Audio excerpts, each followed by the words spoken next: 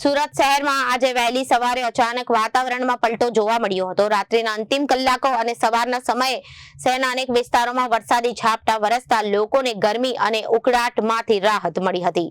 શહેરના અઠવા, વરાછા, કતારગામ, અડાજણ, ઉધના સહિતના વિસ્તારોમાં વરસાદ નોંધાયો હતો। અચાનક વરસેલા વરસાદના કારણે રસ્તાઓ પર પાણી ભરાવાની સ્થિતિ પણ સર્જાઈ હતી, જેના કારણે વાહન ચાલકોને મુશ્કેલીનો સામનો કરવો પડ્યો હતો। છેલ્લા કેટલાક દિવસોથી શહેરમાં ગરમી અને ભેજનું પ્રમાણ વધતા લોકો પરેશાન થઈ રહ્યા હતા।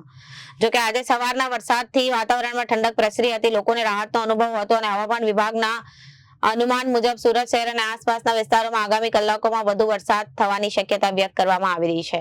આથી નાગરિકોને જરૂરી સાવચેતી રાખવા તેમજ વરસાદ દરમિયાન અનાવશ્યક મુસાફરી ટાળવા સૂચના આપવામાં આવી છે।